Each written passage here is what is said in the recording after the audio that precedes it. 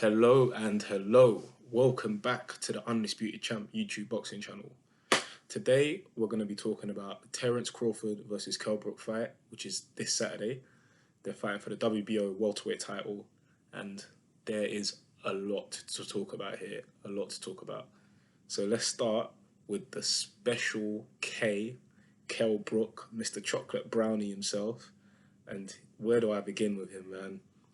He looked like he was going to go on to do great things in the welterweight division.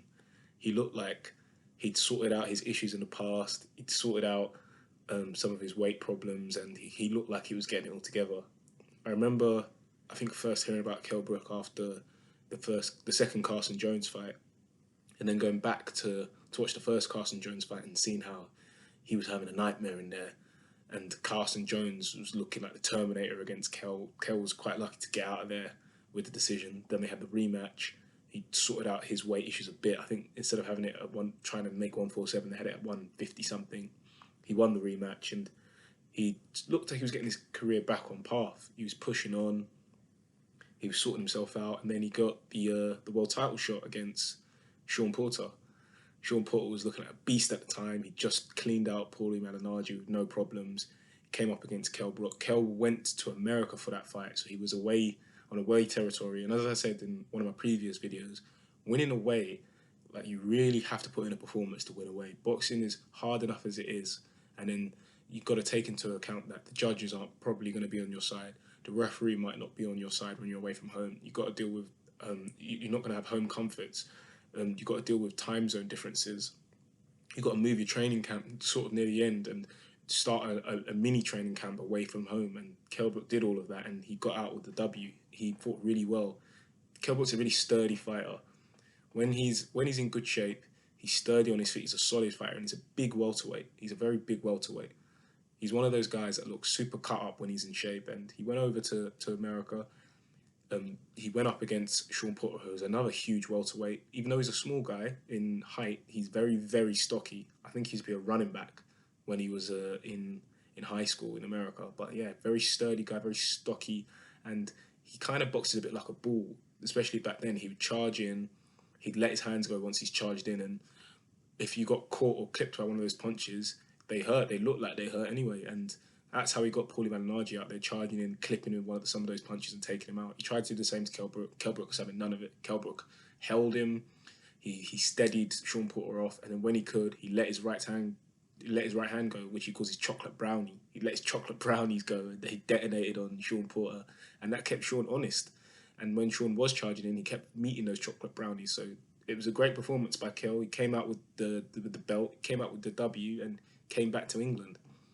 And this is sort of when it started to go downhill for Kell. Kell, I think, well, not even I think, I know he went to Tenerife on holiday and got stabbed. So that was the first thing that went wrong for him. He had major surgery on his leg. He says, and it looked like he made a full recovery. He then went on to fight two nobodies in Jojo Dan, Kevin Bezier, and then I think he even fought Frankie Gavin, all nothing fights, wasting of Kell Brook's time. And then I think this is where he made the biggest mistake of his career by fighting Golovkin. That Golovkin fight, just a stupid decision by Kell. And I don't think he's ever recovered from that fight. I don't think he ever will recover from that fight. He got bust up by Golovkin. Even though he looked good in the early rounds, I saw the writing on the wall. And I know a lot of people give Kell credit for looking good in those early rounds. I really don't. I think Golovkin was a little bit sloppy, and then it was just inevitable that Golovkin was going to break the guy down and stop him, and then that's exactly what he did. But not only did he break him down, he broke his eye socket. I think he took a bit from Kell Brook in that fight that Kell Brook will never get back, and he sort of made Kell Brook kind of, did he quit? I guess Kell Brook didn't quit. His corner threw in a towel, but I think he broke Kell Brook mentally in that fight. So after that fight, Kell Brook's one eye socket down. He's a bit of heart missing. Goes straight after that into the Errol Spence fight, back down at welterweight, cuts the weight down from 160 to 147, and gets his other eye socket broken by Errol Spence. This fight, I think he definitely did quit. it's just never been the same. It's just never been the same. Two both different eye sockets broken, heart stolen from both fights, and the Kell we're left with now. I just don't think it's the same Kell. What he has going for him, he's a sturdy fighter. He's bigger than Errol Spence in there. He hits relatively hard, and he's got very good boxing technique. He throws very straight shots, straight jabs, straight right hands. But I think that the heart check, the gut check, I think that's missing from Kell Brook now. Both eye sockets broken. He'll always be wary. Whatever he says, he'll always be wary of his face and his eye sockets especially. And I'm not really sure he's the same fighter anymore. I'm going to go as far as to say he's not the same fighter anymore. He's not. When I look at Terrance Crawford, it's the complete opposite story.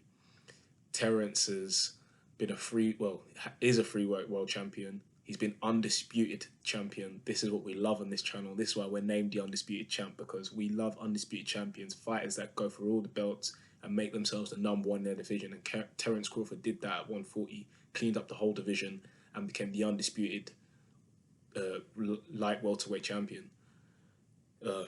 Terrance he's fought two British guys before. He's 2-0 against British guys. He fought Ricky Burns, got the W there in Scotland. He fought Amir Khan, knocked Amir Khan out, made him quit. So Terrance is on the up and up here. He's got an extensive amateur background. He's got an extensive pro career. He's unbeaten. Everything is in Terrance's favour here. The only thing I would say Brook has over Terrance is size. Brook is the bigger fighter, the stronger fighter, but Terrance isn't. He's not scared. He's got no chicken in him. Terrance will take a fight to the streets if he's being outstrengthed. He'll take the fight to the streets. He'll make the fight dirty, and he'll use all the tools in his arsenal. Terrance is a switch hitter. I know Brook can switch hit as well, but I think Terrance is more fluid with the switch hitting, and all the advantages lie with Terrance. So my pick for the fight would definitely be a Terrance Crawford win. Now it's how is he going to win? Kell Brook isn't taking his usual team to the fight. Kell Brook is not going to have Dominic Ingle in his corner. For one reason or the other, Dominic Ingle's not travelling to America. They're saying it's because of COVID rules and quarantine and all of that. But I think if Dominic was really wanted to be in that corner, he could have been in that corner. And it's a world title fight. So it would have been one of Dominic's biggest fights. So there's another reason that hasn't quite been disclosed why he's not in the corner. So Kell's working with a new team this fight. And I don't think that team are going to have the chemistry that Kell and Dominic have had. Dominic knows Kell inside out. He knows when Kell is hurt without Kell really having to say. He's known Kell from a boy. He's known Kell from a boy all the way up to a man. This new dynamic he's got with this new trainer, I just don't know what it's going to look like and how it's going to play out. So I don't think this new trainer is going to read the subtle signs when Kell's getting hurt in there. And I don't think that this new trainer will stop the fight if it looks like it needs stopping. I don't think the trainer's going to throw in that towel. So I don't think Kell can be saved by the corner. I think that Kell's probably going to get his face busted in by Crawford, and I'd probably see either a late stoppage or points. But if I have to choose one and I have to ride with one, I think that this is Kell's last fight. I see Kell looking at this fight as a cash-out fight, and I'm probably going to say Terrance Crawford by late stoppage. It could play out differently, and it could be Kell. If this is going to be Kell's last fight, then he gives it all and he leaves everything in the ring. But I think that Kell's gone. I think the leave everything in the ring Kell's gone. The pour your heart and soul out Kell is gone, and I think we're going to get the Kell that either maybe tries to look for a way out if he's getting bust up in there, or just he holds and spoils right near the end to just get to the end of the fight. Now, after I've said all of that, there is a small bit of me that thinks Kell could do something in here. And this is the bit of me that I've looked at the odds, the bookies odds in the UK. William Hill have it 7-1 for Kell to win the fight, and in Vegas, I think they've got it 11-1 to Kell to win the fight. And Kell does have some advantages. As I've said, he is the stronger fighter, and he is the bigger fighter, and he throws straight shots. So, with having the size, he might make it uncomfortable for Terrance Crawford in there. And if Kell gets into a rhythm, which we've seen it before, especially in the Sean Porter fight, when he gets into a rhythm, he can start to control the fight with the size, with straight shots.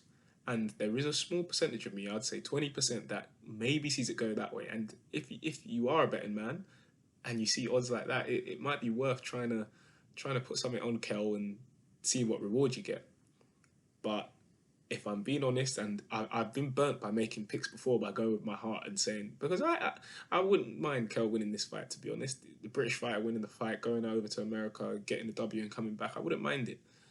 But the last time that I picked with my heart, I picked Rigo over Lomachenko, and I was burnt. And I knew Lomachenko had all the advantages, and I knew Lomachenko really and truly was made for Lomachenko to win. And he did win by making Rigo quit, and it hurt me.